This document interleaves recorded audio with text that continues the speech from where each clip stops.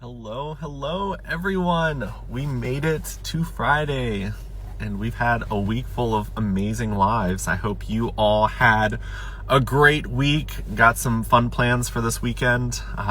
As you can see, I survived my second dose of the COVID vaccine.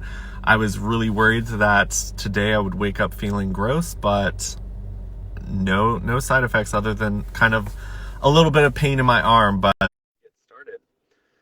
Like always, feel free to share with your friends as well as ask any questions that you might have for us to answer.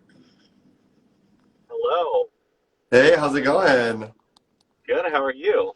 Good. Let me make sure I get this set up right. I'm trying to make it so it doesn't fall. Okay, there we go. I think we're good.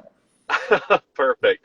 Yeah, I always have to like readjust where I'm sitting to kind of be in the full frame. No, I framed it a second before on my camera, and then when it popped in here, I'm like, oh, that's different framing. Okay, so we're good. I think we're good. Awesome. Well, as everyone can see, I'm in my car. I'm in Richmond, Virginia. Just checked out my new place. I'm super excited about moving in this weekend. But I will be doing the live from here. I'll let you introduce yourself so people know who you are, and then we can just jump right into a conversation. Yeah, so my name is Austin Foxtail. Well, actually, my real name is Austin Allen, but I go by Austin Foxtail, so we'll just keep it with that. I'm from Los Angeles, California. I'm 28 years old, and I currently live in Houston, Texas. Okay. Gotta love Houston, Texas. I think I've actually had multiple people. I think both Erics are from Texas, and then you. So three people from Texas this week. Everything's bigger in Texas. I Oh gosh. actually just moved here, what, maybe 8 months ago? No, maybe about 8 months ago now. I was originally in San Francisco and then in LA for a minute. So it's been a whole change of scenery, different vibe, different people, but I honestly love it. It's actually really fun. So Yeah, doing a lot of jumping around during a pandemic and jumping around in cities. I feel like when I kind of was looking at Richmond, I was looking at the fact that a lot of things were still closed down here when I first started looking, but being here today, it looks like things are starting to open back up. I'm actually in a park right now, and there are just tons of people out, so it's actually pretty nice, especially with good weather. yeah, well, how's the weather there right now? It's beautiful. It is 81 degrees, so it's Oh, perfect out. wow. Yeah, Okay, very good. Yeah, it's a little humid here, a little overcast, but I can't complain. So, yeah. So I guess jumping into the conversation, I guess what we kind of discussed beforehand was just kind of like your story, your transitional story from growing up in a religious background and then kind of moving through that. So do you want to kind of jump into that kind of conversation? Because I wasn't Mormon, but I grew up with a strong Christian background as well. oh, good. So you know what it's like then. You know how Yeah, it feels, and I mean, it's not all bad. There's good and bad to it, of course. But yeah, I'll dive in. And at any point too, like, please interject, like, cut me off, because sometimes I can talk, and I won't stop. perfect. So yeah, please don't feel bad interrupting. But yeah, so I grew up Mormon. I was born into the religion. So my parents, I think my grandparents, if you look back at our family history, which Mormons are really into, our family like crossed the plains and came from the East Coast and rode in wagons and hand carts over to the West Coast. So our Mormon lineage goes back really far. And so growing up in Los Angeles, I wasn't necessarily trapped in growing up in Utah, where a lot of Mormons live, where the Mormon culture is very dominant and very heavy. It's a little bit more loose in California. And we always used to joke, like, there's a saying, like, oh, they're California Mormons. So they're more laid back on the rules. It's not as strict, that kind of thing. Oh, So I was lucky to kind of be in that environment, and I was really exposed to the polar opposites of each culture. I think to start off, being Mormon isn't just necessarily a religion, as I'm sure you're familiar with growing up in a strong, religious family. It's very much so a lifestyle. So, your parents are very involved in the church. you're very involved. In high school, I would have to wake up every morning at like 4:30 because we go to church every day before school. So I had like an hour of, they call it seminary, before school. And then I would get to school and then I'd be like dead through the whole day because I had to wake up so early and I was so young. And so that was a whole thing in itself. But yeah, I think, being in LA, there's just that very LA culture, have fun, party, drink, hang out with your friends, that whole LA kind of, I guess, excitement vibe. And on the other hand, there was the religious aspect, which was, don't drink, don't smoke, wait to have sex until you're married. Very, very strong in morals and being an upstanding person and things like that, which are good. There's parts of that which are really great, which I really learned a lot from. But as I started to grow up and realize that I was gay and I was different, it really had me look inward a lot, and I think in a way had me feeling so guilty all the time that I felt like I was a horrible person, which is never, I think, the intention of religion. I've always thought that religion is supposed to make bad people better, or even good people better, right? It's all about improving yourself and loving your family and being close with them and, focusing on God and all of these things.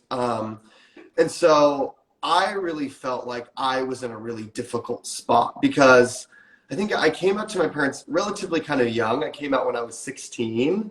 And I said I was bisexual, which I think most gay men do. I think it's easier to say that.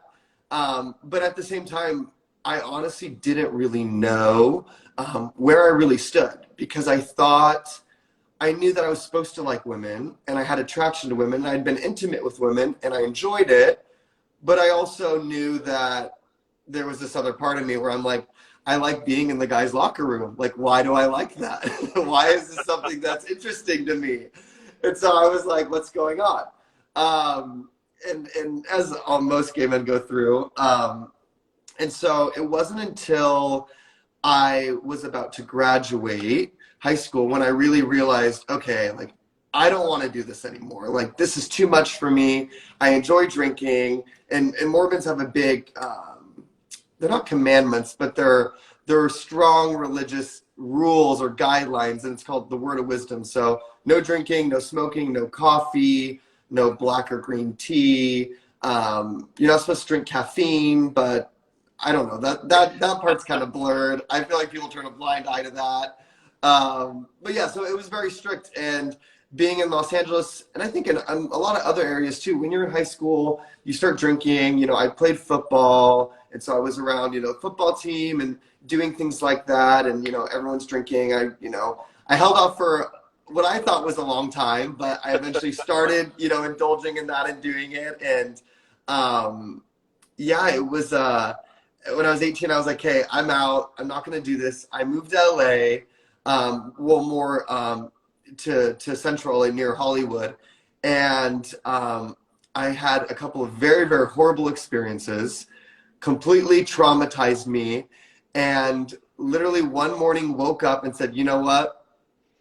I need to find God. I need to do this. And I, that same day, picked up, moved everything out, and drove up to Utah and started university at BYU. So BYU, for those who don't know, it's called Brigham Young University. In the Mormon church, there's like 4 schools, but the main one's in Utah. And so I went there, met great people, had a great experience, really felt like I was correcting a lot of the problems that I didn't like and that was troubling me. And I decided to go on a Mormon mission. And those are like the craziest, wildest things you could ever do. I mean, it's like the most structured, like so many rules, and you do it all you actually do it out of your own pocket. So you pay for it all yourself.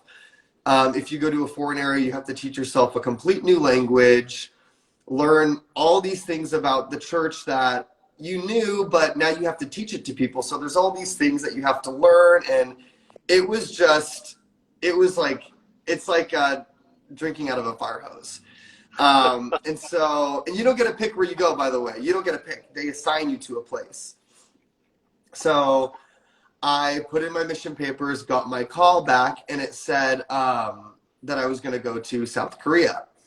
I was so excited. I'm like, oh my gosh, this is going to be the best experience ever. And ended up getting there and absolutely loved it. Like, loved the culture, loved the people. Honestly, like, I really loved being a missionary as well. Like, I felt like I was helping people. I was seeing people's lives change every day. But in the back of my head the whole time, I'm teaching all these people about family and love and eternal marriage. And one of the core principles is you can be with your family for eternity. And I always kept thinking, well, what about me? Because I can't be in an eternal marriage with my gay partner. And I was still trying to come to qualms with even being homosexual and having come out, but then going back in the closet because I'm going on a mission.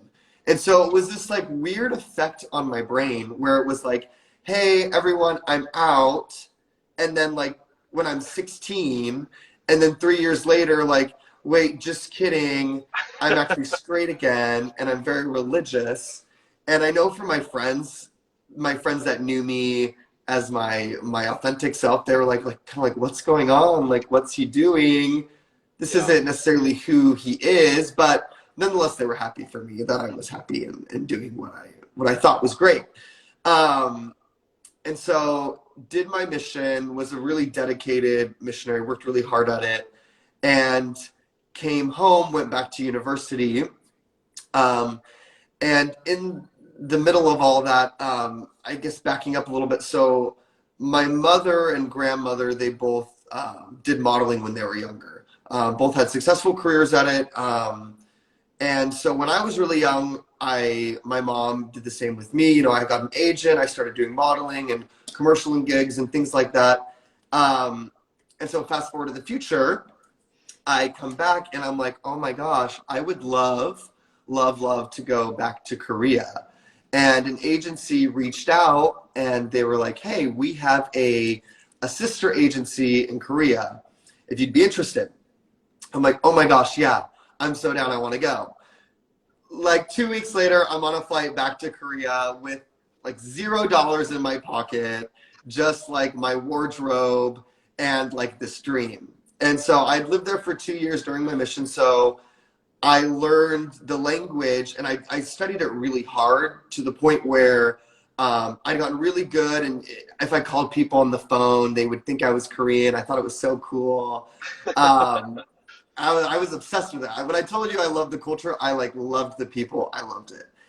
And so I went back, ended up checking out that agency. It was complete crap. It was like a shit agency. Didn't want to do it. Got out of it. And this is where I think like I still am very, I don't say very religious, but I am religious. Like I believe that there's a God.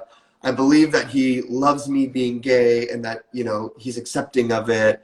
I felt that so many times through my experience that like I know that to be true. And so when I was there, and I totally think this was, you know, by God's doing because I served a mission and, you know, was devoted a way to bless me, if you will. I was with some photographer randomly, like taking pictures outside of this building. And this guy comes out and he's like, hey, put these sunglasses on. Put on the sunglasses. We take a couple photos. And he's like, oh my gosh, these are great. Come back tomorrow at this time. I'm like, all right, okay. Like, I got nothing to lose. Like, I don't got anything going on. I just moved here. So, and mind you, this is like a week after being there. And so I come back the next day and he's like, sit here. So I sit there for maybe like 4 hours. I'm like, what is going on? What is going on? And he comes out later and he's like, hey, come with me. I want you to meet my friend. This guy comes in. I meet him. Don't know who he is. We get in some like car and we drive downtown. And this is in Seoul, by the way, in Seoul, Korea. And We show up and it's apparently Seoul Fashion Week, and one of their main models like dropped out last minute, and he was like, "Hey, would you mind walking in Seoul Fashion Week?" And I'm like, "Oh my gosh, like, are you kidding me?" I'm like, "This is like such a phenomenal opportunity." Next thing I know, I'm like changed. I'm doing the show. I walk, everything, and um, it ends up being that the man that he introduced me to ends up being the director of Vogue and GQ magazine for South Korea. Oh, wow. So I was just like, oh my gosh, like, what the hell? This is crazy. It's like all the stars aligned. And from there, it was just insane. It was like the whole rest of the time there was, I made that connection. They were like, well, who's that guy? I did this ad for Vogue and GQ magazine that went super viral. It's actually hilarious. I've actually never posted it. I should probably post it because it's actually so hilarious. And really, really well done. And then they were like, well, who's this guy in the video? And then they're like, he can speak Korean. And then I started doing television, and it just opened up all of these doors where I was doing TV shows and living over there. And it was the most phenomenal experience. It was amazing. Yeah, it So was. at that point, were you still doing like any of the missions work, or did you just go out there with the modeling agency? Because I feel like for me, when it came to like my religion and then my sexuality, like there was a divide for a little bit where I left religion behind to learn about my identity as an LGBT member. And then later, I kind of, because you were saying that you still consider yourself spiritual, and I do as well, but I've found that as part of the LGBT community, when we identify as spiritual still, I feel like each of our identities somehow found a way to make it okay. Found a way to where we are like, you know what, I still have a relationship with God. I still believe in Him. But like each person, like I've talked to some people and they're like, I don't believe in the devil. I don't believe in hell. And then some of them say things like the Bible isn't real. And there's lots of different ways that you can kind of find a way to stay spiritual, but also be a part of the LGBT community. So when you went back to South Korea, was that with missions still? Like, were you still involved in that type of stuff? No, so I wasn't doing the mission anymore. So mission's just for like a 2-year period. And when you do it, that's Mm. like all that you do. And after the 2 years is done, they're like, okay, you did your work, you're out, kind of a thing. Um, but when I went back, I was still, and this is kind of one thing I wanted to talk about as well, is it was right after my mission. So I was still very much in this missionary. It's honestly like being like a priest. Like you like go from being a priest, and then all of a sudden you're like out in the world and you're not a priest anymore, and you're like, oh my gosh, I still feel like a priest. I was a priest. Am I still a priest? And Yeah. so I it was at this time when I started dabbling with. I remember the time I had my first drink when after my mission, and I was in South Korea, and I remember the enormous amount of guilt and shame that I felt. Given though I'm like recloseted again still at this point. I ended up dating this she was a Korean model, and she's like related to some Korean pop star, and I dated her for a while, and I remember still that this feeling again like kept creeping back up inside me, like, oh, I'm gay, how do I reconcile being gay with God after I was just a missionary, kind of a thing. And but I'm also dating her, and I think too, to understand that Korea is a very, very strict country, but also very conservative in the way that they're like socially. I think they're still very conservative.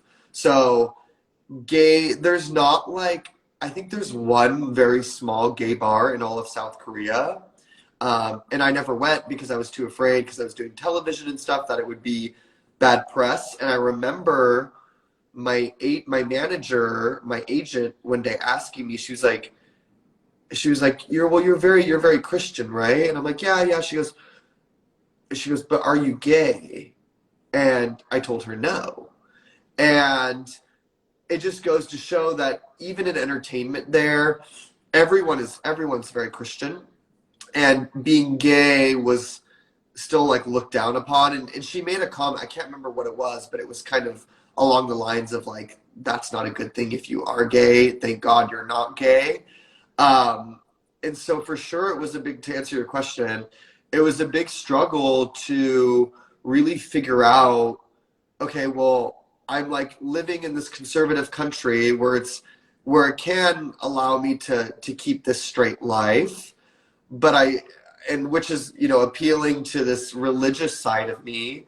But the other side of me, wants to explore this and meet guys but at that same time not give up on God and what I know.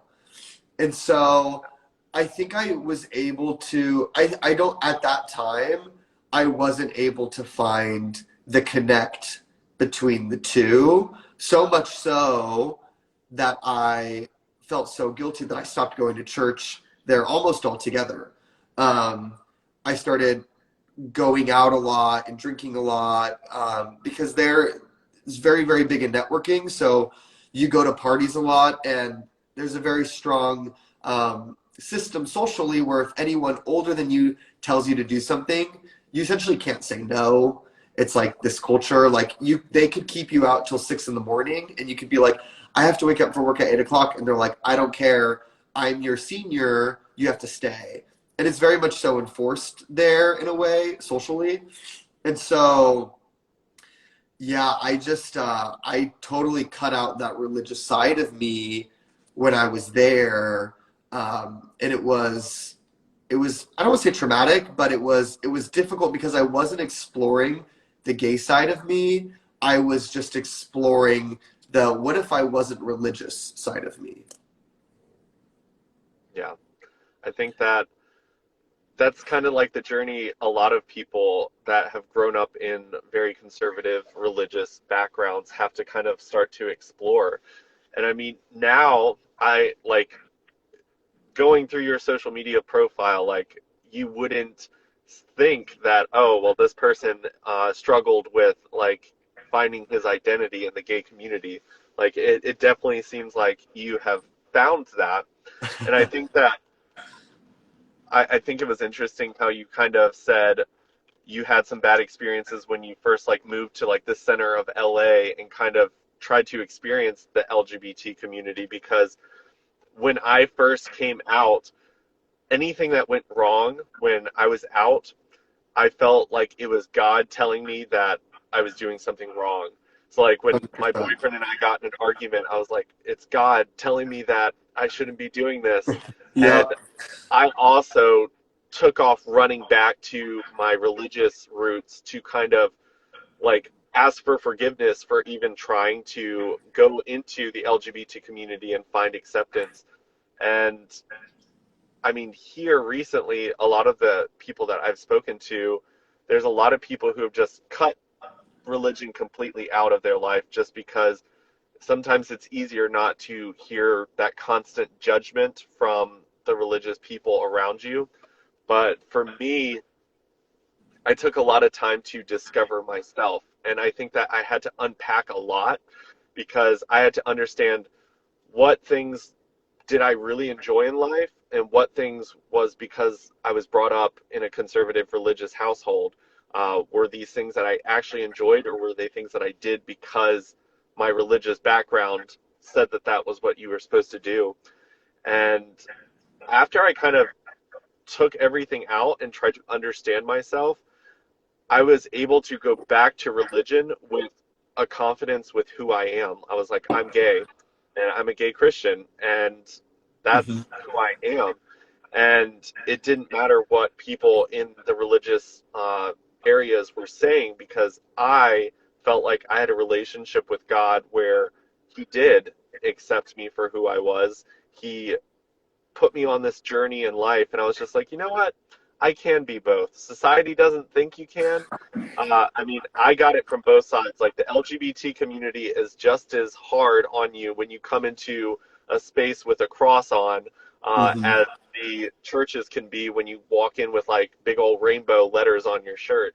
And I kind of was thankful for the fact that both communities kind of pushed me out because of that, I had to take a lot of time to discover me and who I was.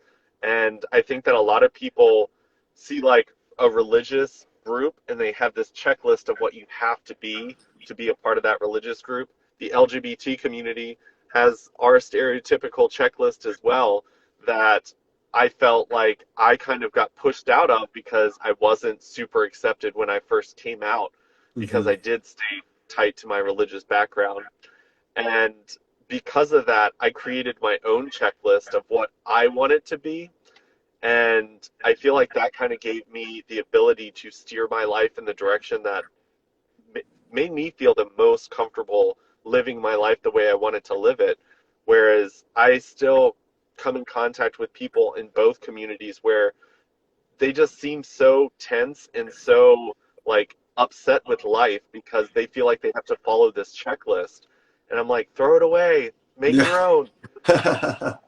No, I think you like 100% hit the nail right on the head. So I ended up fast forwarding. I ended up leaving Korea and came back to BYU for another 3 years. So went from this like crazy, like living in entertainment, doing all of that, partying, whatever, then back to BYU, which is no drinking, very, very strict, all of those things. And again, I went through what you were talking about, where it was another huge identity crisis because I had by the end of the time in Korea, I ended up dating one guy there very secretly, and then came back to the States and was like, okay, I'm gonna try and do the gay thing. Like I'm just give it a shot, give it a whirl. And I think through ended up like being I wasn't like technically out at BYU, but I was like everyone knew. I wasn't hiding it. If someone would ask me about it, I would talk to them about it. Um, but I think kind of what really did it for me was, and along literally the lines of what you said, and it's kind of what we talk about a lot in society today too, about not feeling like you have to put yourself in a box. Whether that's, oh, I'm religious, or oh, I'm gay, or oh, I'm, this or that. You literally can create your own space in your own identity by just being you. And I think more importantly, just 100% owning it. I think like if you come into a space, like let's say, like you mentioned, you go into a gay bar with a cross and someone tries to call you out for it or give you guff for it, it's like, well, like honestly, how dare they ridicule you for being you? Because that's the exact message that we try and, promote as gay men is be authentic, be you. And I think that's a big problem within gay culture itself, where it's like, we tell everyone to accept us, accept us, accept us, but then we can't be accepting of other things. And to a certain degree, some things you obviously shouldn't accept. But you know, being a gay and being a Christian isn't bad. It should be something that's celebrated because it's a different part of being gay that makes you you and a different part of our community. And so that's something that I've faced with a lot is because I don't feel like and maybe online it seems like I am, but I do, coming from that background, I feel like sometimes it's been difficult for me at times to find myself in the gay community, like you mentioned. But when I finally gave up on that and realized that I can make my own place and don't let anyone ever tell you that that's wrong or invalid or like not okay. Like if anyone does that, just how dare they? Like they have no right to tell you who to be or what type of LGBT member to be. And so I like what you said. I like completely agree with that, and I'm very passionate about defining who you are on your own terms, on your own timeline, because it took me a very long time, and not letting you feel like you mentioned that you have to check certain boxes to be in a community. Like, be who you are, and you can make your own community. Yeah. I think that just kind of taking the time to build your own community, and I've kind of learned, because instead of putting myself in a group and trying to adapt to that group, I just need to be myself, and the people who like me for that are going to show up in my life and be supportive of that. And I mean, it's been a phenomenal journey. I've definitely, like, I was in a group the other day, we were discussing like your people, like who are your people? Mm-hmm. And a lot of people were defining it by like physical characteristics, a group or a community. And I was just like, I love people to be around me that love other people, that encourage other people, that want to see everyone succeed in their own endeavors. And like, I was the only person in the group that was like explaining something that could literally include everyone. Uh-huh. And I was just like, I don't want to say that I belong to the white male group or the gay group or the Christian group. Like, I am me, and I want everyone else to be them. And I celebrate other people's passions. Like, there are people that talk to me about their passions that I have, it goes way over my head, but I'm fascinated by their passion in their voice when they speak about something. And I'm just like, wow, like this person really is excited about this. And I learn from that just because I'm just absorbed by their passion. And I think if more of us could get into that mindset of let's celebrate the differences we have and cheer each other on like, when you create a space that someone feels okay to say, hey, this is my passion, and then you're like, that's awesome, like, you go do that. Like, I personally am not going to be at every whatever you do event, but I support you and I'll be Mhm. there for you as a friend. And it's just so interesting because I think humans are always looking for community or a way to fit in. And too often, communities come with a checklist that they think that they have to follow. Whereas if you can find a community of people that are just like, you know what, we'll take you as you are. Anything that you bring to the table, we are grateful for. And that's what I try to create when I create spaces online. And I think that it's important for more people to start doing that because, I mean, all of our journeys have started with a checklist from someone, whether it's our parents, whether it's our community, society as a whole, the world. Mhm. I think that we all have struggled with feeling like we don't fit into the box that we've been put in by someone else. Then I guess like for people that, listen in and try to, because I'm trying to think back to myself, like when I was going through all of this, what would have, like, what was the turning point where I was like, okay, it's fine to be me and I'm gonna own being me. Because I remember so vividly like talking with people when I first came out and like was in the gay community, and I would be like bashful or afraid, shy to talk about religion or anything that I thought wouldn't, I guess, like make them, I don't even know how to describe it, like make them look down on me or think that I was, I don't want to say a bad gay, but like, do you know what I mean? Like I'm trying to, like, what do you tell someone who's trying to overcome that? I think that the first thing that we all have to focus on is loving ourselves. I think that a lot of times, uh, the reason we care so much about what other people think about us is because we don't love ourselves for being who we are. So we're trying to gain that validation from the people around us. Whereas when you truly love yourself for who you are, and sometimes that takes some unpacking and discovering and figuring out, but I think that once you discover, like, this is who I am and I love myself for it, when someone else tells you, you know what, we're not really fond of the fact that you are still spiritual, you'll be like, oh, well, I'm sorry. Bye. Sorry you can't get over that. Yeah. But I think that shift for me was like when I started to look inward for acceptance and love, and then realizing that there were people out there that would love me for being myself. Because I think we spend so much of our life trying to be something we're not, and we receive love by being fake sometimes, and that validates that life choice of being fake to gain validation.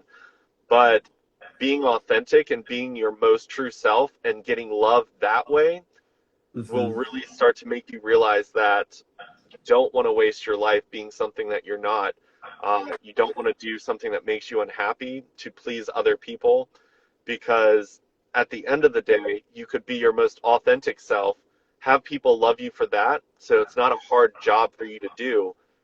And I mean, there are going to be people who don't like you still, but do you Yeah. need them in your life? No, because they don't love you for being yourself. Why would you want to surround yourself with people who are going to make you feel rotten for just doing exactly what you love doing in life? No, I completely agree. I think I remember this time, and I was, as you were talking, it kind of reminded me earlier. You asked about like when was the time when like you kind of asked me how did I reconcile or like pull the identities together to kind of create where I'm at now. I think for me, like with having been so religious, having been a missionary, for me it was. I remember this one day I was driving on the freeway. I literally had to pull over because I'd been praying for so long to gain acceptance from God, saying, it's okay that you're gay. It's okay. Like, I still love you. You know, you're still, you know, my son. I care about you. And I remember when, after that moment happened, it was like the most pivotal thing, I think, in my, one of the most pivotal things in my life where I left that situation with this like newfound confidence of like, I'm okay. I'm not going to hell. God definitely loves me. He cares about me. And I still, you know, I still try and pray every night. And it's not even like, oh, I have to pray. It's like, I like enjoy doing it. And I think talking back to when, you know, you feel like if you're gay, you have to leave religion altogether. I don't think that's the case. It was like, if it was such a big part of your life before, why can't it be a part of your life now? And honestly, like, it kind of goes to, I don't want to say picking and choosing, but like, I personally believe that like God is so much more complex and infinite than any book or any teacher could ever explain to us. I think his love is so much more infinite. And when you realize that we don't understand all the pieces, we don't understand how everything's going to play out, and when you kind of choose what you believe to be your truths, I think that's when you can like really form your solid identity. At least that was how it was for me. I was like, okay, well, I was Mormon, so I'm going to pick to believe in God. I'm like, I'm gay, well, I'm going to pick to have a gay lifestyle, and I'm going to pick this, and like put them together to be me. And because I have this confidence that I've gained this affirmation that like God supports me, or whether it's, you know, you need your parents' support or whatever it is, um, once you kind of gain that confidence, it's like nothing can stop you. And I think like obviously going through life, you're constantly fine tuning it, and there's hard times, and you're not confident, and you move to a new city, and you meet new gay people, and you have to reintroduce yourself, and they're like, "Well, you're that," and they're like, "Yeah, well, I am that." And this is gonna sound so stupid, but I think it's like so relatable. So like I'm gonna say it. I feel like I feel like in Drag Race, RuPaul's Drag Race, I'm a huge fan. Every person that you see that you fall in love with, that everyone loves, they're always the most authentic, just vulnerable. Take it or leave it. This is who I am, and like that's something I've learned from the show of just like just be you all the time.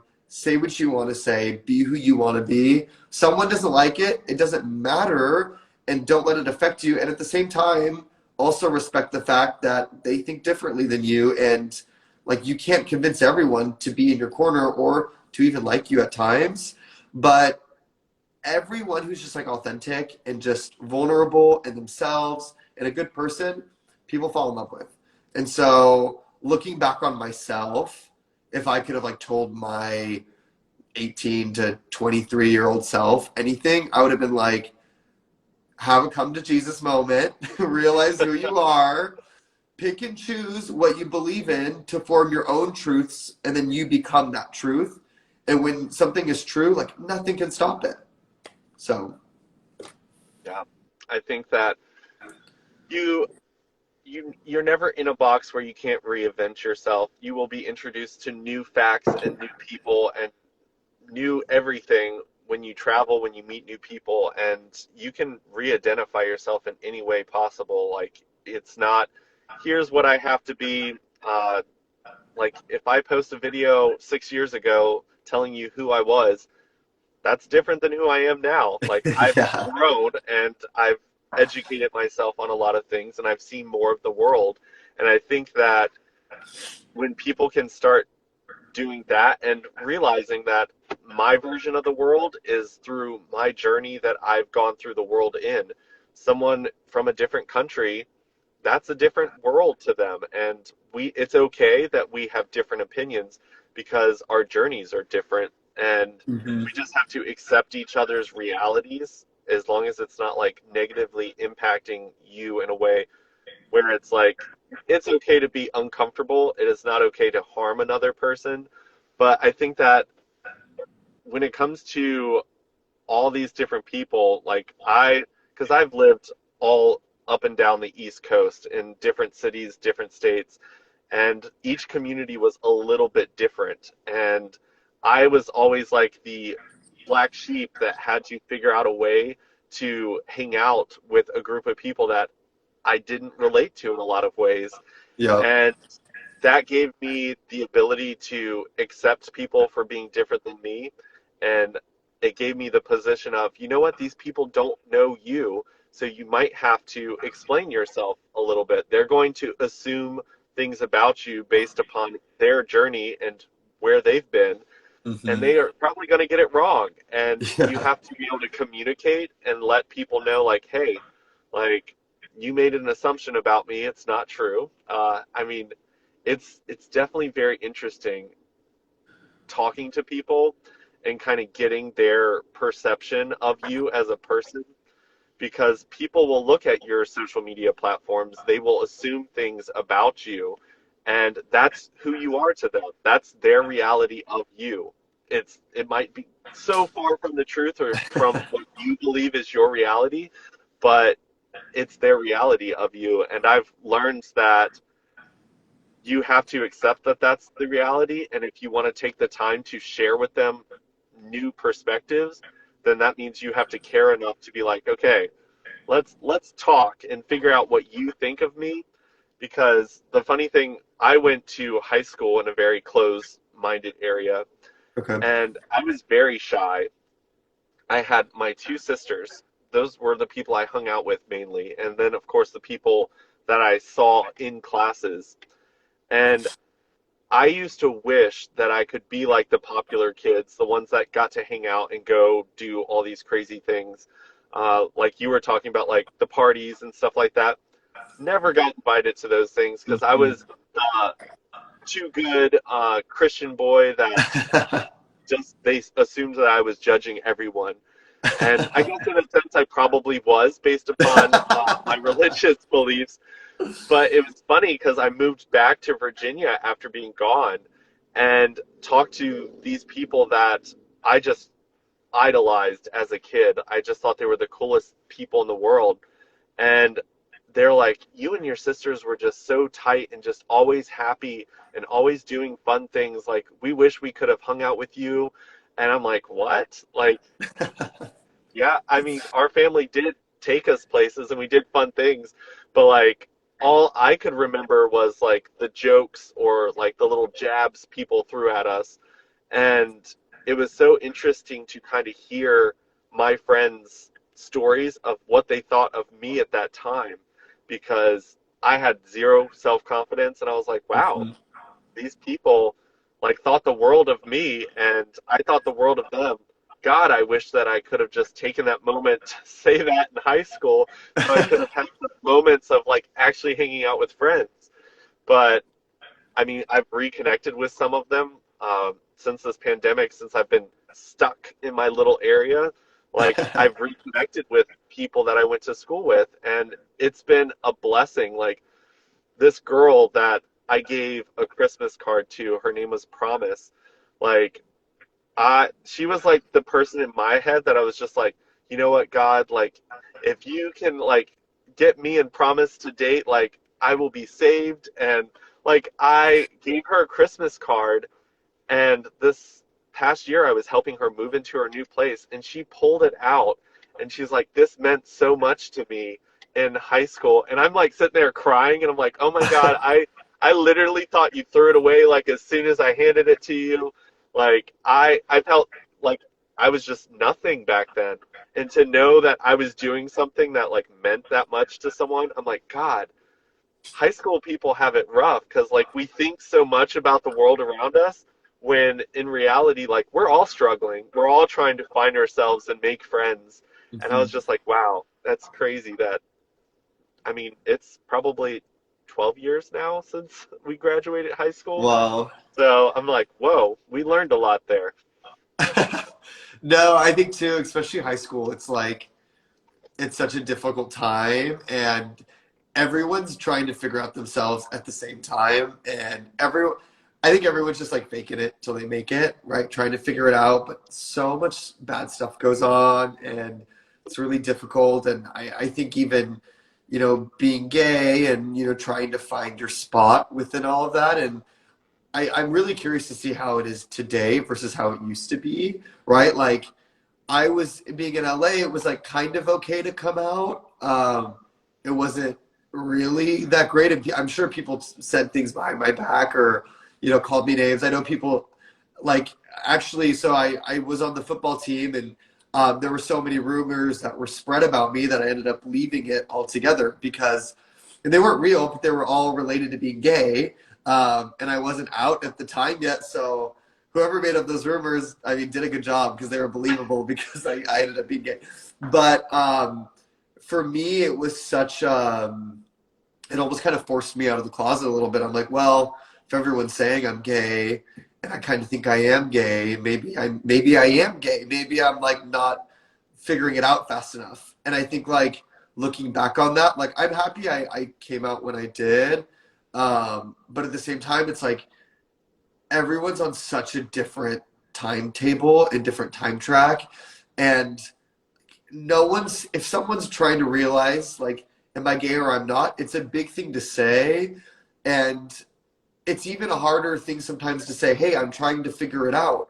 While I think that's probably the best option if you haven't figured it out yet, saying that still leaves you susceptible to people believing that you are gay and people starting rumors about you and things like that. So I don't know. It's like high school is like probably so amazing and traumatic for so many people, but it's like nothing worth doing in life is like ever going to be easy.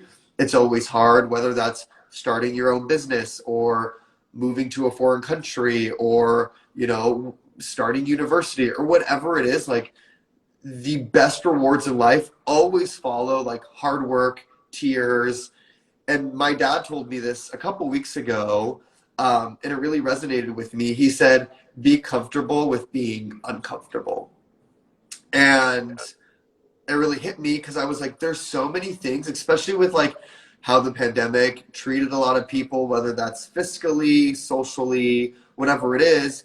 It's put so many people in uncomfortable situations, and like now's the time to like start up the engines and like get ready because."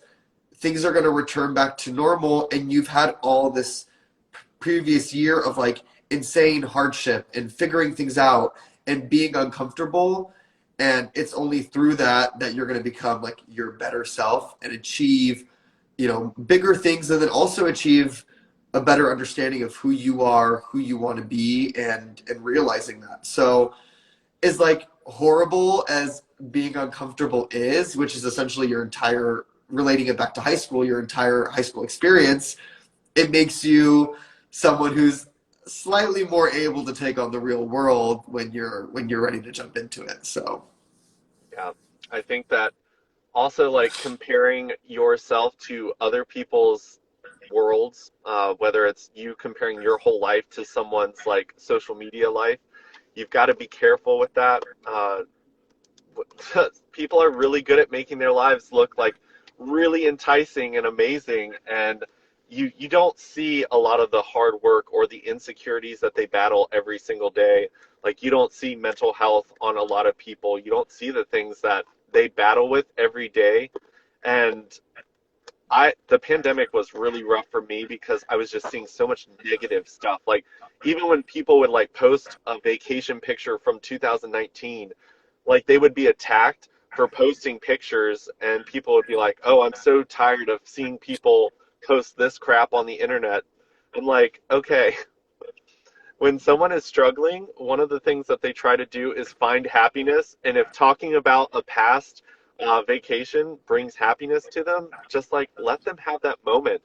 If, like, there was one person I knew was a traveling nurse, and he was traveling all over the place to help during the pandemic, but he also went to like national parks while he was in different parts of the country, and people were attacking him for traveling. People were attacking him for not wearing a mask in certain pictures. And I'm like, first off, like, being anything in the health field right now during a pandemic, I could not imagine the mental strain that that put on them. I was like, if he needs to go to the freaking national park and walk around and post about it on social media, like, leave him alone. Like, I think too many people, like, because what was it, like the gaze of the pandemic or something? I can't even remember what. Like, they created a whole Instagram to attack people that were doing things throughout the pandemic. And I was just like, first off, like, the smiles and the cute pictures that you see, like, sometimes are that one moment that that person can put a smile on before they go back home and they're sitting there struggling really hard. And I was just like, you have to be careful with attacking people. And I mean, I constantly point that out to people because I'm friends with a lot of people that do have larger followings, that do get that all the time.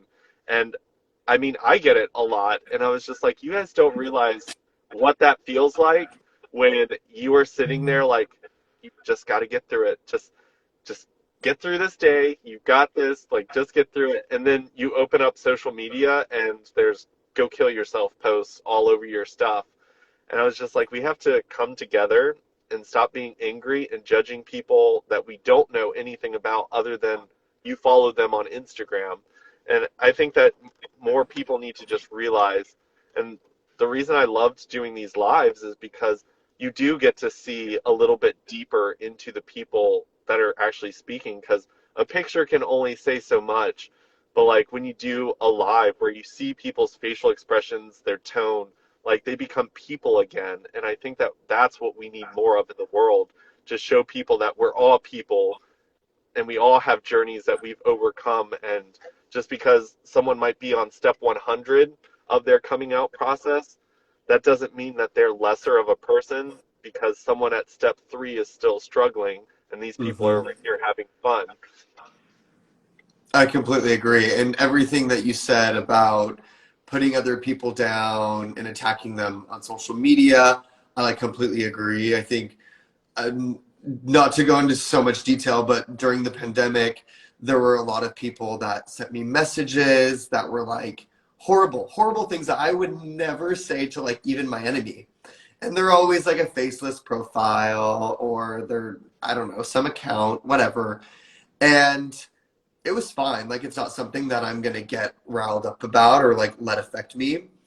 But I think to the same degree, it's like, you have to realize that everyone copes with things in different ways. So, you know, being here in Houston, like, Houston's been open for almost like the entire pandemic. It's been very, very normal, which I'm grateful for.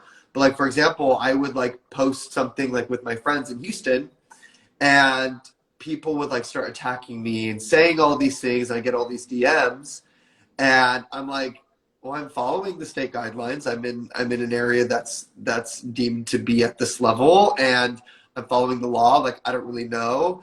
And for me, like, I'm such a social person. I need to be talking with people. I need to be interacting, or else I'll get like insanely depressed. I'll go nuts.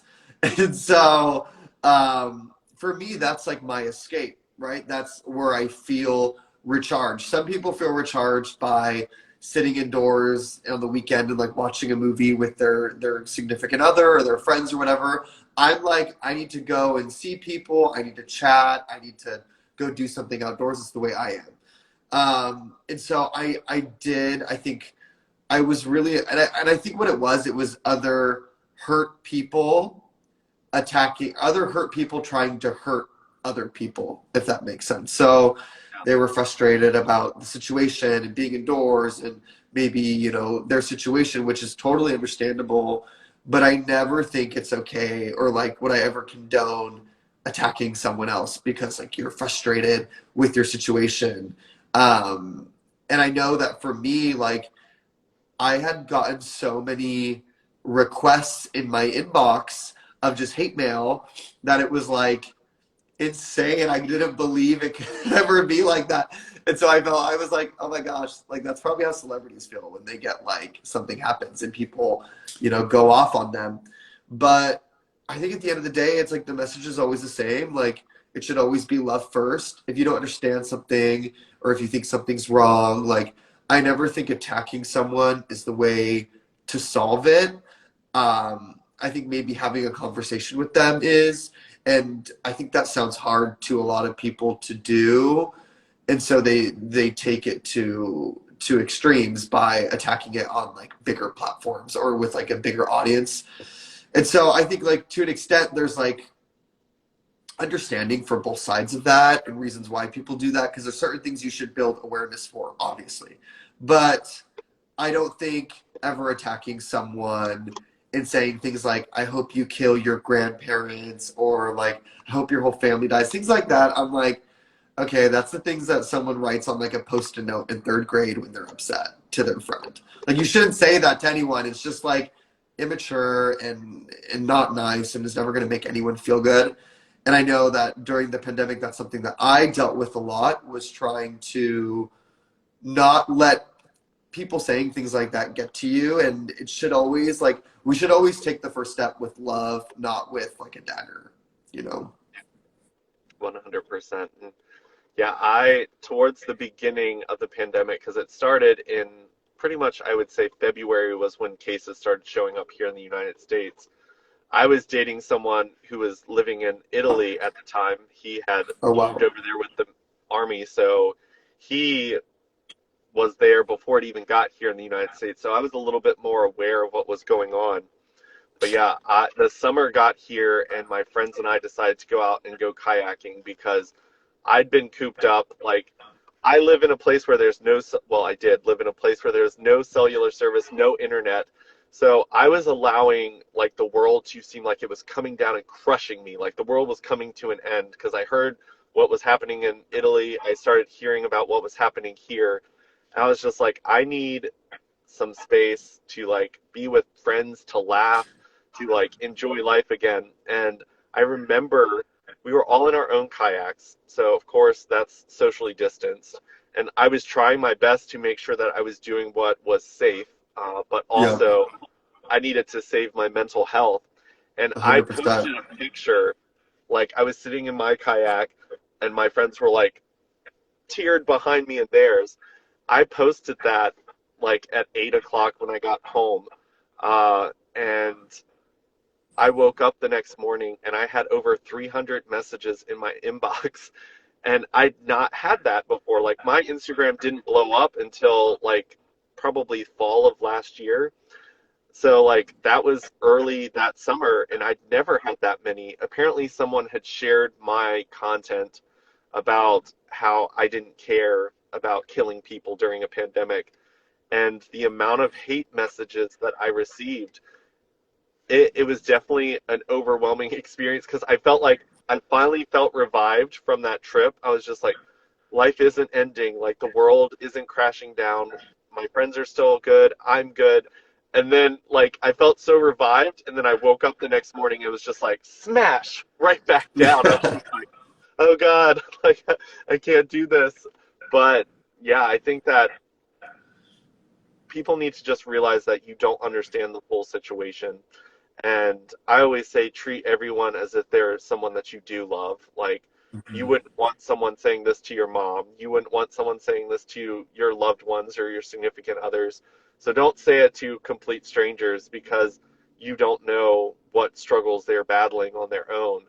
And I think that it's just important for us to try to find ways to unify and understand each other and just make the world a better place as much as we can, even if it's just like posting something that's like inspiring to people. Like, I just share anything that I see that puts a smile on my face, hoping that that will do the same for someone else.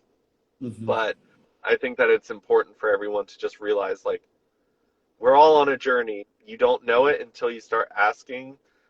So don't let that negativity create a horrible villain in your life in someone when they could be a perfectly great person that you just don't know that well. And take that time to get to know them, and you might change your opinion on why they went kayaking with their friends or why they took a picture with their friends in a city that's not really mandating masks being worn. Like, it's, you just have to understand that the world is all in different stages and everyone just needs everyone to just be a little bit kinder for sure. 100%. Definitely love first. Love first. Yeah. So, I see my sisters are ready to come back in the car. They went for a hike in the park, hi, sisters. so they looked at the apartment with me today. We got everything situated, and now we get to drive back home, pick up the U-Haul, and move tomorrow. So Oh my gosh, how far is the drive? it's 2 hours away from where I currently live. Okay, so not horrible, but it's a drive. Yeah, but it was a nice day, so it was nice to kind of come to Richmond, get all that situated, so that Sunday when like we get the keys and everything, like we don't have to do anything else. It's just get the stuff in the room and then start organizing it and making it our own. So So excited. You'll have to keep us all updated with pictures and videos and posts. most definitely, I think that now, because now that I have service at home, like YouTube stuff will be easier to do, lives and stuff will be easier to do. So I'm excited about all of that type of content that will be able to be produced because I'm switching from a corporate job to full-time entrepreneur with content creating and coaching. So this is definitely a huge transition for me, and I'm excited about it. Oh my gosh, congratulations. Thank you. Congratulations. That's so awesome. We're gonna see where it takes us. It's exciting. I love it. I love it. Well, congrats again. And like Thank you. I mean, it's gonna take off. So you can't even get those doubts in your head. It just needs to be, it's gonna succeed. It's gonna succeed. I'm gonna do great. Like I meant to do this. And Yeah, that's you have to have that mentality or else it'll crush you. yeah. It's it's amazing because like since I've been doing these positive talks, like I've been pulling in so many amazing people into my life. So even when that little piece of doubt tries to sneak in, like Eric, I see him commenting there. Michael's also someone, like I've got so many people that have just, they blow those negative thoughts out as soon as they come in. So I'm I super love it. excited about it. But I just want to say thank you for doing this with me. Like, I've always enjoyed the content that you put out into the world. I've loved watching your journey. So I'm glad we could connect and do a live. And I hope you have a good weekend. Oh my gosh, that was so sweet. I honestly, I was a little nervous before. I was like, what am I talking about? But it was such an easy conversation. I really enjoyed it, and I even feel like so recharged after this. I'm like, I want to go get it. I want to like, it was a great conversation. So I appreciate you for inviting me to do this, and Yeah. it was great. I really enjoyed it. Yeah, they're definitely addicting. I always tell people like as much as the people watching enjoy it, like I feel recharged after doing it as well. So uh, maybe you'll have to start your own series and start doing it. Spread the love that way. Watch out, my version's coming out. Perfect. Well, you have a good weekend and I'll talk to you soon. Thanks, you too. Bye. Bye.